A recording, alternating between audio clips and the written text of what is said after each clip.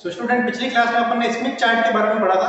Smith chart अपन को क्या बताता है, जो अपनी ट्रांसमिशन लाइन होती है उसके अंदर जो अपना इंपीडेंस होता है, रेजिस्टेंस रिएक्टेंस जो होते हैं अपने, उसको अगर अपन ग्राफिकली देखना चाहे तो किस तरीके से उसका ग्राफ बनता है, ये अपन को स्मिथ चार्ट में पिछली क्लास में पता चला था। तो अपन ने स्मिथ चार्ट का डेरिवेशन निकाल दिया था, ग्राफ उनके अपन आज बनाएंगे। ठीक है, तो अपन ने रेजिस्टेंस जो पार्ट था, जो रिएक्टेंस पार्ट, इन दोनों का डेरिवेशन निकाल के इक्वेशन अपन ने निकाल दी थी। आज अपन देखेंगे कि उसके ग्राफ किस तरीके से होते हैं।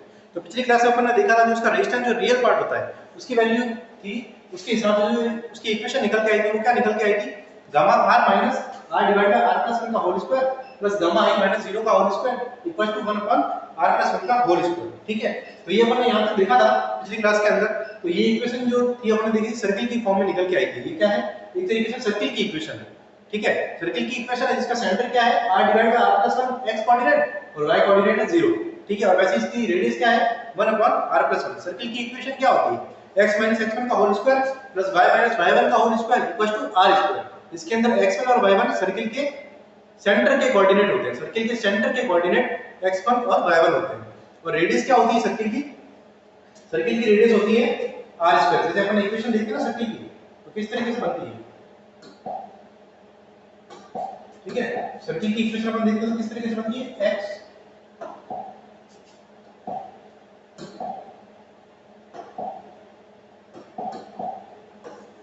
x माइनस x1 का होल स्क्वायर प्लस के y माइनस y1 का whole square equal to r square. ये होती है अपनी सर्किल की इक्वेशन।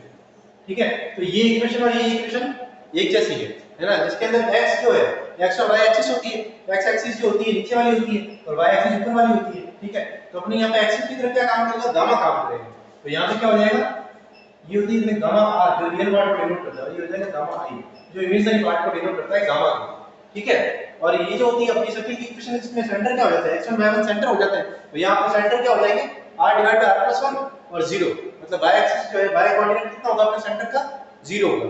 तो y कोऑर्डिनेट 0 है, मतलब इस एक्सिस के ऊपर लाई करेगा अपना सर्किल, है ना। y कोऑर्डिनेट 0 है, ठीक है, तो x एक्सिस के ऊपर ही लाई करेगा। ठीक है, और ये जो होती है r क्या होती है, सर्किल की रेडियस होती है। तो यहाँ पे r क्या है, 1 अपॉन r प्लस 1 है ना, ये अपने सर्किल की रेडियस हो जाएगी। ठीक है, 1 अपॉन r प्लस 1 ये अपने सर्किल की रेडियस हो जाएगी। ठीक है, तो इस तरीके से कुछ निकल के आता है सर्किल की इक्वेशन के अंदर, है ना। तो ये अपनी इक्वेशन निकल के आई है यहाँ पे। अब ये जो है अपना सेंटर है, सेंटर क्या है, r upon r plus 1 comma 0 और रेडियस है अपनी सर्किल की 1 अपॉन r प्लस 1, ये अपने सर्किल की रेडियस है। ठीक है, और ये वाला जो पार्ट है, अब देखो इसको अपन डिनोट करना चाहते हैं किस तरीके से बनी रही है, जैसे इस तरीके का अपना सर्किल बना है यहाँ। ठीक है, सर्किल की इक्वेशन हमको पता लग गई है। तो ये हो जाएगा गामा का रियल पार्ट को डिनोट करती है ये एक्सिस, और ये गामा के इमेजिनरी पार्ट को डिनोट करती है ये वाली एक्सिस। ठीक है, सर्किल का अपन को पता चल गया कि सर्किल के सेंटर क्या है। सर्किल के सेंटर है यहाँ पे अपने r divide by r plus 1, r divide by r plus 1 comma 0। तो r divide by r plus 1 comma 0 ये अपन को क्या बता रहा है कि अपना सर्किल है, उसका जो y कोऑर्डिनेट है वो कितना, 0 है। y कोऑर्डिनेट कितना है, 0 है। अगर y कोऑर्डिनेट 0 है, इसका मतलब क्या होता है कि जो अपना सर्किल है वो कहां पे लाई करेगा, x एक्सिस के ऊपर लाई करेगा। x एक्सिस तो अपने आप है नहीं, गामा r की हम रियल पार्ट की बात कर रहे हैं, मतलब अपना सर्किल कहां पे लाई करेगा, गामा r जो एक्सिस है ना उसके ऊपर अपना सर्किल लाई करेगा। क्यों, क्योंकि अपना y कोऑर्डिनेट कितना है, 0 है, इस वजह से। ठीक है, y कोऑर्डिनेट 0 है, इस वजह से अपना सर्किल इस एक्सिस के ऊपर लाई करेगा। ठीक है, और अपने सर्किल का सेंटर क्या है, r divide by r plus 1 comma 0। ठीक है, तो ये अगर सर्किल है ना, ये अगर सर्किल है तो इसका सेंटर है, इसके अपने कोऑर्डिनेट आपको पता है क्या है, सेंटर के कोऑर्डिनेट, सेंटर के कोऑर्डिनेट क्या निकल के आए, r divide by r plus 1, ये उसका x कोऑर्डिनेट है, और कॉमा 0 इसका y कोऑर्डिनेट, ये अपने सर्किल के कोऑर्डिनेट्स निकल के आए। ठीक है, सेंटर के कोऑर्डिनेट्स निकल के आए हैं। ठीक है, और दूसरा अपने जो इक्वेशन अपन ने बनाई है, दूसरा जो हमने इक्वेशन बनाई है,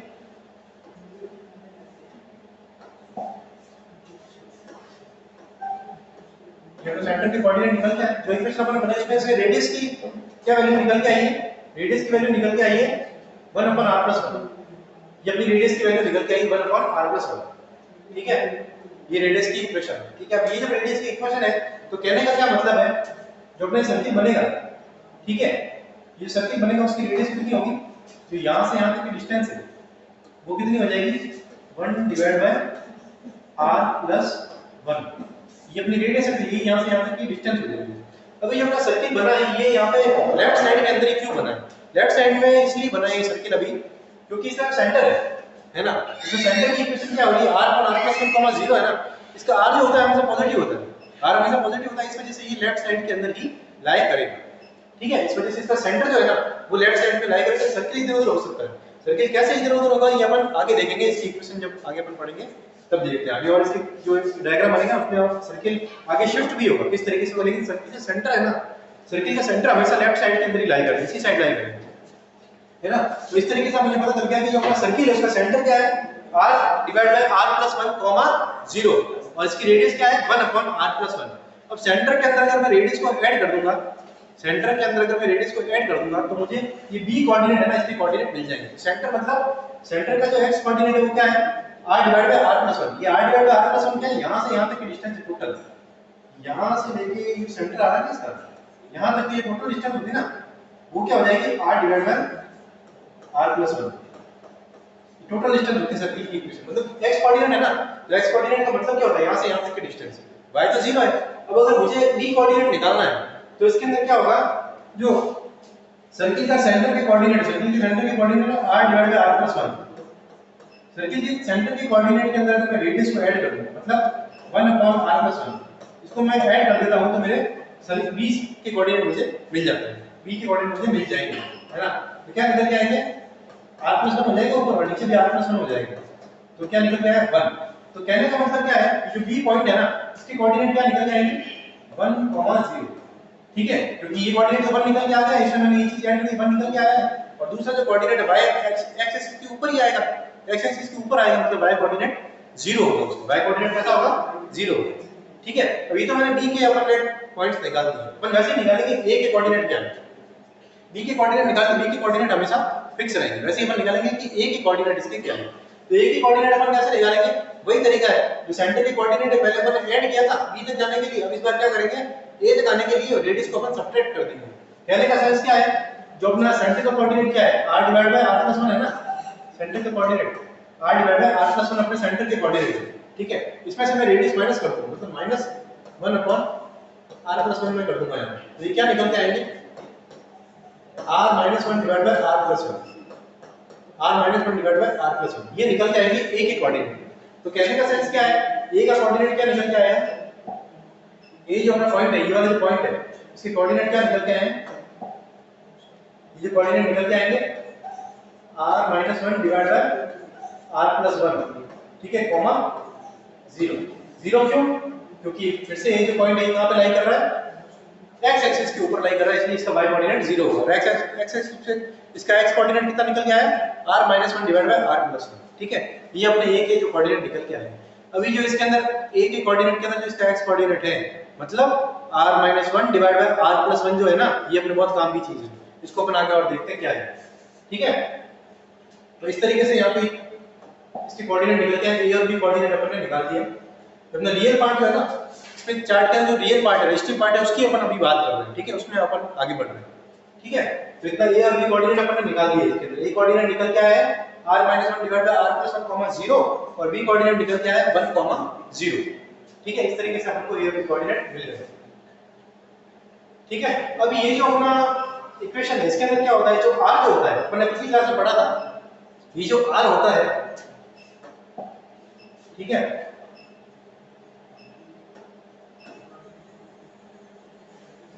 ये जो r होता है, r की वैल्यू कितनी होती है अपन ने पिछली क्लास में पढ़ा था।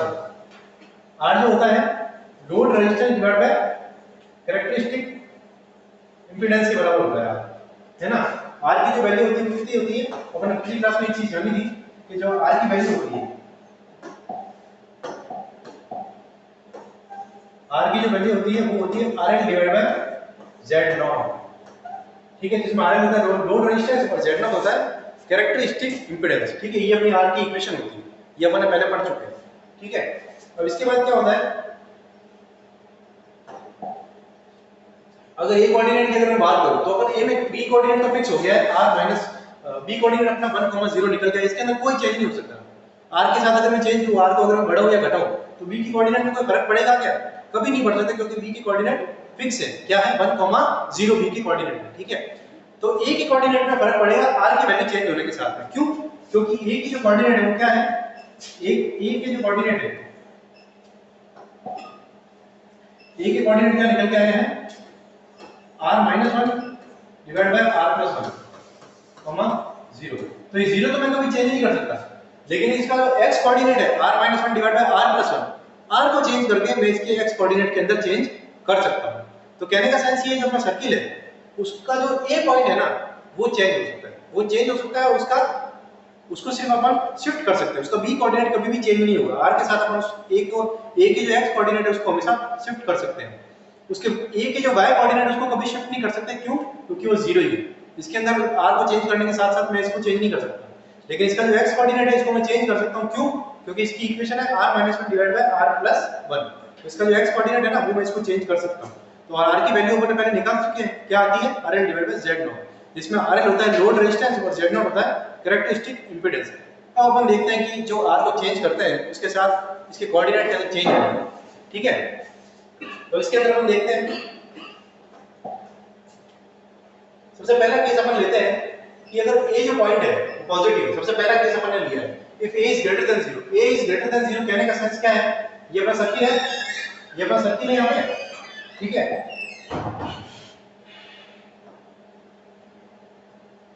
ये अपना सर्किल है। अब a इज ग्रेटर देन 0 कहने का मतलब क्या है कि ये जो a पॉइंट है ना ये x एक्सिस के इस तरफ लाई कर रहा है, पॉजिटिव की तरफ लाई कर रहा है, मतलब x एक्सिस में लेफ्ट की तरफ लाई कर रहा है। यहाँ पे x नेगेटिव होता है, यहाँ पे x पॉजिटिव होता है।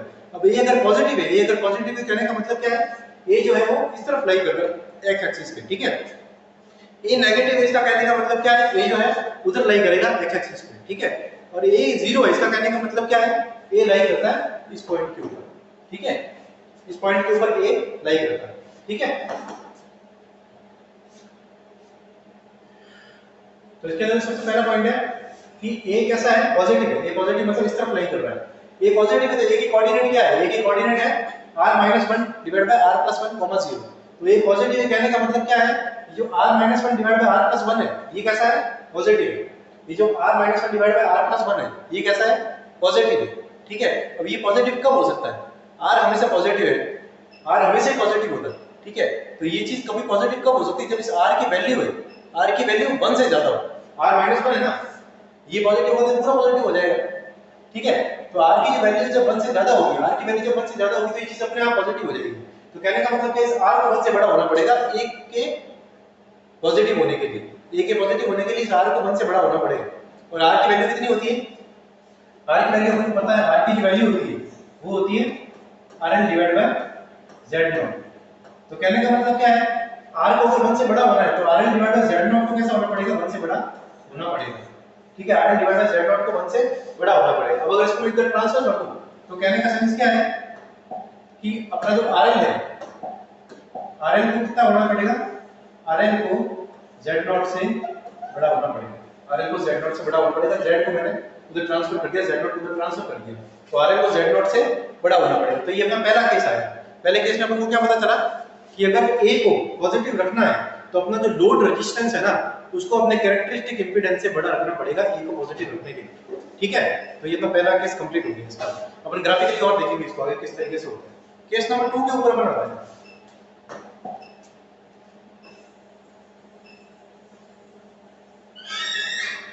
केस नंबर 2 के ऊपर अपन आते हैं। केस नंबर 2 क्या है कि A अगर 0 है, ठीक है, A अगर पॉजिटिव है तो A यहां पे लाई करेगा। केस नंबर 2 के अंदर क्या है कि अपना A जो है वो कैसा है, 0 है, मतलब A अपना लाई कर रहा है यहां पे। तो A की कोऑर्डिनेट कितने हो जाएंगे, 0,0 हो जाएंगे। A की कोऑर्डिनेट अगर 0 है, y तो कोऑर्डिनेट का वैसे भी 0 होएगा, y कोऑर्डिनेट वैसे भी 0 है, तो A के जो कोऑर्डिनेट है क्या निकल जाएंगे, दूसरे केस के अंदर A के कोऑर्डिनेट निकल के आएंगे 0,0, ठीक है, मतलब A है 0 इसके अंदर। अब ये 0 है तो कहने का सेंस क्या है, A अगर 0 है, A अगर 0 है तो ये जो वाला पार्ट है A अगर 0 इसका कहने का मतलब क्या है, इसका जो x कोऑर्डिनेट है वो भी 0 हो जाना चाहिए, मतलब r-1 डिवाइड बाय r+1 ये कैसा हो जाना चाहिए, 0 हो जाना चाहिए, ठीक है। अब ये 0 कब हो सकता है, जब अपना r है वो 1 के बराबर हो जाए। ये जो अपना r है वो 1 के बराबर होगा ना, तो अपना ये अपने आप ये का x कोऑर्डिनेट अपने आप 0 हो जाएगा। ठीक है, तो ये 1 के बराबर होना चाहिए, मतलब r अपना 1 के बराबर होना चाहिए। और फिर से अपन आते हैं कि r की वैल्यू क्या होती है, r की वैल्यू क्या होती है, rn divide by z not. r की वैल्यू होती है rn divide by z not. ठीक है, तो rn divide by z not बराबर किसके होना चाहिए, 1 के होना चाहिए ना यहाँ पे, क्योंकि r 1 के बराबर है, r 1 के बराबर है, तो ये भी 1 के बराबर हो जाना चाहिए। तो कहने का सेंस क्या है, RL जो है अपना लोड रेजिस्टेंस है अपने कैरेक्टरिस्टिक इंपीडेंस के बराबर हो जाना चाहिए, मतलब RL जो है अपने Z0 के बराबर हो जाना चाहिए। इसको मुझे ट्रांसफर करना तो क्या निकल के आएगा, RL बराबर Z0 निकल जाएगा, है ना। तो कहने का सेंस ये है कि RL डिवाइड बाय RL बराबर Z0 हो जाना चाहिए। तब अपना जो ये पॉइंट है ना, ये पॉइंट कहां पे लाई करेगा, 0,0 के ऊपर लाई करेगा, है ना, 0,0 के ऊपर लाई करेगा। तो इस तरीके से हमने पॉइंट नंबर 2 देख लिया इसका। अब पॉइंट नंबर 3 के ऊपर बनाते हैं। पॉइंट नंबर 3 क्या है कि ये नेगेटिव है, ये नेगेटिव को कहने का सेंस क्या है अपना कि ये कहां पे लाई करना चाहिए, ये कहां पे लाई करना चाहिए अपना, ये यहां पे लाई करना चाहिए, मतलब ये नेगेटिव होगा, पॉजिटिव उधर था, ये पॉजिटिव के लिए है, ये 0 के लिए है, और ये a नेगेटिव के लिए। ठीक है, तीन चीजें अपन ने देखी है ना, थोड़ा सा और इसको अच्छे से देख लेते हैं। ठीक है, ये जो था a पॉजिटिव के लिए था, a पॉजिटिव था, ये उधर लाई कर रहा है, ये वाला पॉइंट किसके लिए है, ये वाला पॉइंट है a 0 के लिए, जब ये 0 होता है, और ये वाला पॉइंट है a नेगेटिव के लिए, जब ये नेगेटिव होता है। तीनों केस में हम देखा है, तीसरे केस में अगर अपन बात करें तो ये नेगेटिव कब होगा, ये अपना नेगेटिव तभी होगा जब अपना जो तीसरा केस है, तीसरा केस क्या है, ये नेगेटिव का केस है, मतलब a की वैल्यू कितनी है, r - 1 डिवाइड बाय r + 1, ये अपनी a की वैल्यू है। तो a के नेगेटिव होने के लिए r को कैसा होना पड़ेगा, 1 से कम होना पड़ेगा, 1 से कम होना पड़ेगा, है ना। तभी तो ये वाली कोई चीज नेगेटिव हो सकती है, क्योंकि r हमेशा पॉजिटिव है। ठीक है, मगर ये जो r है, r - 1 है ना, ये अगर नेगेटिव होगा तभी अपने आप ये नेगेटिव आ जाएगा। अब ये नेगेटिव कब होगा, जब r अगर 1 से कम हो जाएगा तो ये अपने आप नेगेटिव हो जाएगा। सही बात समझ में, तो r अगर 1 से कम होगा तो ये अपने आप नेगेटिव हो जाएगा, ये अपना अपने आप नेगेटिव हो जाएगा। तो r की वैल्यू किसके बराबर होगी, आपको पता ही है, r की जो वैल्यू होती है किसके बराबर होती है, r की वैल्यू होती है rn डिवाइड बाय z0 फिर से, तो ये rn डिवाइड बाय z0 किससे कम होना चाहिए, 1 से कम होना चाहिए। z0 को वापस उधर ट्रांसफर करता हूं, तो z0 को ट्रांसफर करूंगा तो क्या हो जाएगा, rn जो होगा वो z0 से कम होना चाहिए। मतलब तीसरे केस के लिए अपन को क्या समझ में आ रहा है, तीसरे केस में अपन को ये समझ में आ रहा है कि अगर अपन को a को नेगेटिव करना है तो अपना जो लोड रेजिस्टेंस है उसकी वैल्यू अपने कैरेक्टरिस्टिक इंपीडेंस से हमेशा कम होनी चाहिए, कैरेक्टरिस्टिक इंपीडेंस से हमेशा कम होनी चाहिए। ठीक है, ये तीन केस अपन ने स्टडी किए कि अगर a नेगेटिव होता है तो अपनी लोड रेजिस्टेंस और अपना जो कैरेक्टरिस्टिक इंपीडेंस है Z0 है उसमें क्या रिलेशन होता है। जब अपना जो a 0 होता है तब अपना Rn और Z0 के अंदर क्या रिलेशन है ये अपन ने देखा, और जब अपना जो a नेगेटिव होता है तब अपना Rn जो होता है और जो Z0 है इसके अंदर क्या रिलेशन होता है ये अपन ने देख लिया, तीन केस अपन ने देख लिया। ठीक है, नेक्स्ट चीज पे अपन आगे बढ़ते हैं। ठीक है, तीन केस अपन ने देख लिए, एक केस अपन और देखते हैं कि जब है ना r 0 हो जाता है, ये केस बहुत इंपॉर्टेंट है। ठीक है,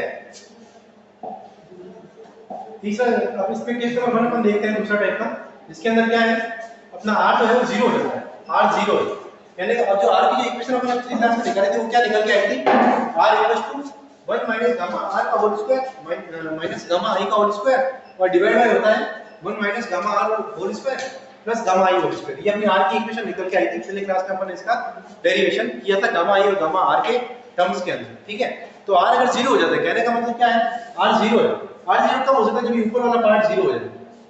ठीक है, जब ऊपर वाला पार्ट 0 हो जाए, मतलब 1 minus gamma r minus gamma i का होल स्क्वायर जो है वो जब 0 हो जाएगा, सॉरी होल स्क्वायर नहीं, 1 minus gamma r square minus gamma i square बराबर 0, ये जब 0 हो जाएगा तो r की वैल्यू अपने आप 0 हो जाएगी। ठीक है, अब थोड़ा सा चेंज मैं इसके अंदर करता हूं, क्या चेंज करता हूं, इनको मैं ट्रांसफर कर देता हूं, तो gamma i whole square gamma i square plus gamma r square equal to 1, ये इक्वेशन जो निकल के आएगी।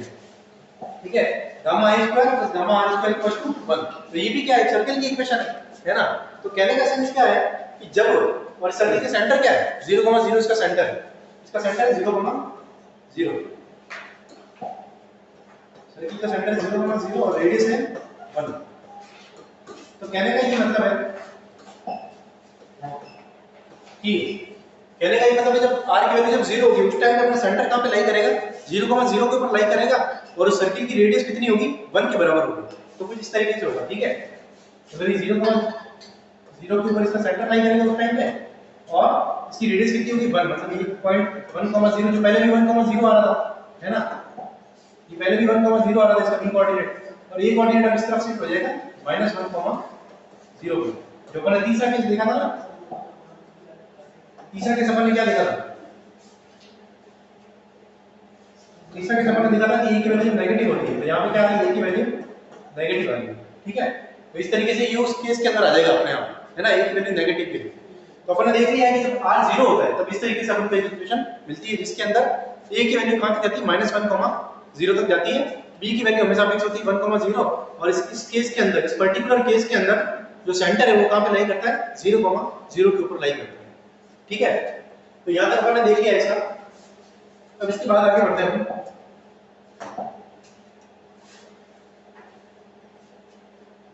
ठीक है। इसके बाद जो नेक्स्ट केस है, ये केस अपन अभी भी देखा है कि जब है ना r को अपन 0 करते हैं तब क्या निकल के आता है, r को जब 0 करते हैं तो सर्किल की इक्वेशन निकल के आती है जिसके अंदर इसका सेंटर 0,0 के ऊपर लाई करता है, a पॉइंट है -1,0 पे लाई करता है और b पॉइंट 1,0 के ऊपर लाई करता है और उसका सेंटर जो 0,0 के ऊपर आता है, ये अपन ने देख लिया।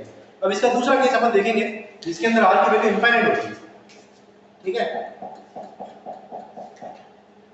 दूसरा जो केस है इसके अंदर r की वैल्यू अपन देख रहे हैं जब इनफाइनाइट होती है तब क्या होता है, ठीक है। तो r की इक्वेशन अपनी क्या थी 1 - gamma r square minus gamma I square divided by 1 - gamma r whole square plus gamma I square, ये इक्वेशन निकल के आई थी। अब इसके अंदर अगर r को इनफाइनाइट करना है, r को अगर इनफाइनाइट करना है तो मैं क्या करूंगा, नीचे वाले पार्ट को जो है 0 कर दूंगा, ठीक है। नीचे वाला जो ये पार्ट है ना 1 - gamma r square plus gamma I square, इसको मैं 0 के बराबर कर दूंगा तो r की वैल्यू कैसी हो जाएगी, इनफाइनाइट हो जाएगी। तो बेसिकली मुझे क्या करना है, इसको 0 के बराबर करना है, ठीक है। इसको मुझे 0 के बराबर करना है। तो इसके अंदर क्या किया मैंने, इस इक्वेशन को ली मैंने अलग से 1 - gamma r whole square plus gamma I square, इसको मुझे 0 के बराबर करना है, ठीक है। और इसका स्क्वायर मतलब इसको आगे पीछे तो कर ही सकता हूं, इसमें से माइनस मैंने कॉमन बाहर निकाल दिया, ठीक है। तो gamma r square -1 का whole square plus gamma I -0 whole square में इसको लिख रहा हूं, क्यों, ताकि मेरे को सर्किल की इक्वेशन की तरह दिखाई दे, इस वजह से मैंने इसको -0 लिख दिया यहां पे और इसका होल स्क्वायर कर दिया। तो ये भी क्या है, एक सर्किल की इक्वेशन है, ठीक है। ये भी सर्किल की इक्वेशन ही है जिसके अंदर रेडियस कितनी है 0 है, रेडियस की वैल्यू 0 है, ठीक है। और इसका जो सेंटर है वो कहां पे लाई कर रहा है 1,0 के ऊपर लाई कर रहा है, ठीक है, 1,0 के ऊपर लाई कर रहा है। तो इसका सेंटर क्या हो जाएगा 1,0 और रेडियस हो जाएगी 0, दो पॉइंट इसके निकल के आ गए हमारे पास। इसका सेंटर जो होगा जब r इनफाइनाइट होगा तब जो अपना सर्किल उसका सेंटर कितना होगा 1,0 के ऊपर होगा। अपना जो सर्किल अपन ने बनाया था उसका b कोऑर्डिनेट क्या निकल के आया था 1,0। समझ में आ रही बात, ये चीज एग्जैक्ट उसी पॉइंट के ऊपर लाई कर रही है ना, 1,0 अपना यहां पे निकल के आ गया। रेडियस कितनी है 0, ऐसा कभी सर्किल कोई देखा है आपने जिसकी रेडियस 0, ऐसा कोई सर्किल नहीं होता। कहने का मतलब क्या है, ये एक पॉइंट को डिनोट कर रहा है, ये एक पॉइंट है ना, और कहां पे लाई कर रहा है ये 1,0 और 1,0 अपना क्या है b कोऑर्डिनेट, है ना। तो एक तरीके से पॉइंट आएगा जो अपन ने निकाला था ना, जो b कोऑर्डिनेट अपन ने निकाला था सर्किल के अंदर, वो चीज निकल के आई है एक बार यहां पे। b कोऑर्डिनेट अपन निकल के आया 1,0 और जहां पे रेडियस की वैल्यू कितनी है 0 है, और जो रेजिस्टेंस है जो r है, r की वैल्यू यहां पे कितनी होगी इनफाइनाइट होगी। तो तीन केस अपन ने डिफरेंट देखे हैं। एक तो अपन ने देखा है कि जो r की वैल्यू 0 होती है, r की वैल्यू जब 0 होती है तो अपना सर्किल किस तरीके से निकलता है। अब थोड़ा सा इसमें मैं और इजीली डिस्क्राइब करूंगा, सब चीजों को एक साथ लेके थोड़ा सा ध्यान देना रखना है ना। अब सारे केस अपन एक साथ ले रहे हैं, इसमें अपना ग्राफ किस तरीके से बन रहा है वो अपन देख रहे हैं, ठीक है।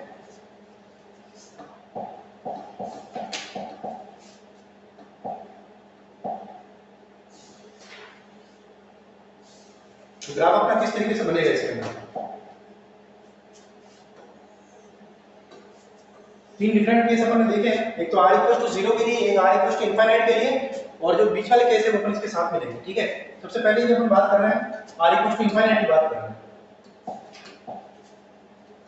ठीक है। r इनफाइनाइट वाले केस के अंदर जो अपने कोऑर्डिनेट वो क्या निकल के आए थे सेंटर के, वो निकल के आए थे 1,0 और रेडियस निकल के आई थी 0, ठीक है। मतलब ये वाला पॉइंट मिलेगा सर्किल में, ठीक है। और दूसरा जो केस हमने पढ़ा था वो पढ़ा था r 0 के लिए, r 0 के लिए सर्किल निकल के आया था, ठीक है, जिसके सेंटर क्या निकल के आए थे 0,0। 0,0 इसके सेंटर निकल के आएगा और रेडियस कितनी निकल के आएगी 1, रेडियस 1 निकल के आएगी, ठीक है। और ये कब था r = 0 के लिए।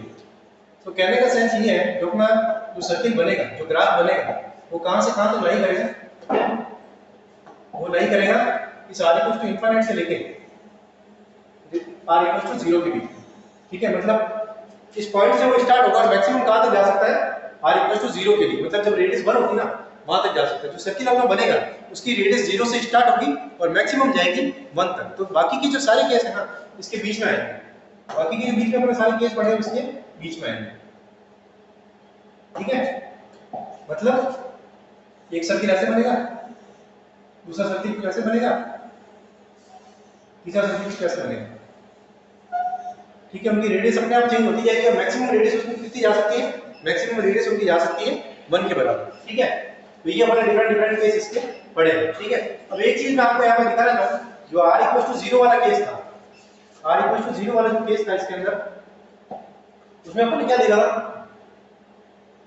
r = 0 वाले केस के अंदर अपन ने क्या देखा था, ये वाला जो केस था, ठीक है, उसके अंदर इस तरीके से सर्किल बन रहा था, है ना।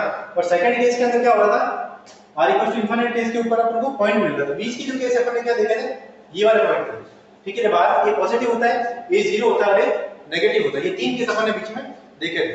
तो इन तीनों केस के अंदर क्या हो रहा था, जो अपना लोड रेजिस्टेंस है, जो RL है, वो बता रहा था कि वो Z0 के ऊपर कैसे डिपेंड कर रहा है ना। हर सर्किल के लिए Z0 अलग-अलग होगा, कभी वो R से बड़ा होगा, कभी वो R से कम होगा। तो कैसे होगा, जब ये पॉजिटिव है, ये जब पॉजिटिव है तो कहने का सेंस क्या है, ये पॉजिटिव है तब क्या हो रहा है, RL जो हो रहा है वो Z0 से बड़ा होगा। RL कैसा होगा, Z0 से बड़ा होगा, ठीक है। तो ये सर्किल है ना, इसके अंदर ये पॉजिटिव है, ये अपना ये वाला पॉइंट है, ये जो है अपना ये वाला पॉइंट है। तो इसके अंदर क्या है, ये पॉजिटिव है, इसके अंदर ये 0 है और इसके अंदर ये कैसा है, नेगेटिव है, क्योंकि इधर लाई कर रहा है। तो पहला जो केस है जिसमें ये पॉजिटिव है, उसके अंदर क्या निकल के आया है, पहला जो केस है जिसके अंदर ये पॉजिटिव है, इसके अंदर क्या निकल के आया है, RL जो है कैसा है, Z0 से बड़ा है। कहने का सेंस क्या है, जो अपना लोड रेजिस्टेंस है उसकी वैल्यू अपने कैरेक्टरिस्टिक इंपीडेंस से ज्यादा है, ठीक है। इस वाले केस के अंदर मैं क्या बता रहा हूं, ये वाला जो केस है ना, इसके अंदर क्या हो रहा है, जो RL है वो कैसा है, Z0 से बड़ा है। इस वाले पर्टिकुलर केस के लिए RL कैसा है, Z0 से बड़ा है। दूसरा केस अपन ने पढ़ा था, जब ये 0 के बराबर होता है तब RL कैसा निकल के आता है, RL निकल के आता है Z0 के बराबर। तो ये वाला सर्किल बन रहा है, इसके लिए क्या होगा, RL की वैल्यू कैसे निकल के आएगी, Z0 के बराबर निकल के आएगी, ठीक है। और तीसरा केस अपन ने पढ़ा था, जब A नेगेटिव होता है, ये कैसा होता है, नेगेटिव, ये नेगेटिव होता है। कहने का मतलब क्या है, RL - 1 डिवाइड बाय RL + 1, ये कैसा होगा, नेगेटिव होगा। ये नेगेटिव कब होगा, जब R कैसा होगा, 1 से कैसा होगा, छोटा हो जाएगा, 1 से तब हो जाएगा नेगेटिव। मतलब कहने का मतलब क्या है, RL / Z0, ये कैसा हो जाएगा, 1 से छोटा।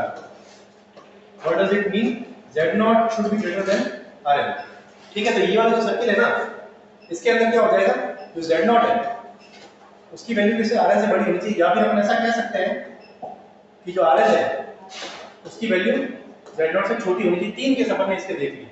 तो इस तरीके से अपना स्मिथ चार्ट का रियल पार्ट होता है ना। रियल पार्ट में हमने देख लिया कि यहाँ पे जो है कैसा है। अब देखो अलग-अलग तरीके से R वैरी कर रहा है, R कैसे वैरी कर रहा है, ध्यान से देखना तीनों केस के लिए।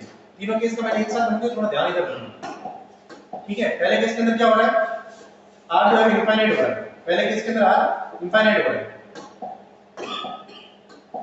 ठीक है। पहले केस में R कैसा हो रहा है, इनफाइनाइट हो रहा है। दूसरे केस के अंदर जो R है वो कम हो रहा है, लेकिन कितना कम हो रहा है, Z0 से बड़ा हो रहा है, एकदम कम नहीं हो रहा है, Z0 से बड़ा है, कम हो रहा है लेकिन Z0 के बराबर नहीं है, Z0 से बड़ा है। फिर क्या हो रहा है, वो Z0 के बराबर हो रहा है, ठीक है। उसके बाद क्या हो रहा है, Z0 से छोटा हो रहा है, तो धीरे-धीरे वो क्या हो रहा है, कम होता जा रहा है। इनफाइनाइट से शुरू हुआ था, कम होता हुआ कैसे गया, Z0 से थोड़ा बड़ा रहा, Z0 के बराबर रहा, Z0 से भी नीचे चला गया, यहाँ पे Z0 से भी नीचे चला गया, तो होते-होते एंड में कहां पे जा रहा है, 0 के बराबर जा रहा है। R कैसा हो रहा है, 0 के बराबर हो रहा है, ठीक है। तो जैसे-जैसे जो R की वैल्यू कम हो रही है, जैसे-जैसे R की वैल्यू कम हो रही है, वैसे-वैसे अपना सर्किल की जो रेडियस है उसकी वैल्यू बढ़ती जा रही है। देख रहे हैं आप, यहाँ से स्टार्ट होता है पहला सर्किल, पहले सर्किल के लिए सबसे पहले तो पॉइंट मिला था, पहले पॉइंट के लिए क्या था, R = इंफिनिट था जब अपन को पॉइंट मिल रहा था। फिर सर्किल की रेडियस बढ़ी तब R की वैल्यू Z0 से थोड़ी सी बढ़ी रही, है ना। फिर और सर्किल की रेडियस बढ़ी तब जो RL की वैल्यू कैसी हो गई, Z0 के बराबर चली गई। फिर सर्किल की रेडियस और बढ़ी तब क्या हुआ, RL की जो वैल्यू है Z0 से भी कम हो गई, और इन द एंड क्या हो रहा है, जब सर्किट की रेडियस जब कैसे हुई 1 के बराबर हो रही है, तब क्या हो रहा है, जो R की वैल्यू है वो कंप्लीट कितनी जा रही है, 0 के बराबर जा रही है। तो स्टूडेंट ये अपन ने जो स्मिथ चार्ट है ना, इसके रियल पार्ट को डिस्क्राइब किया है यहाँ पे।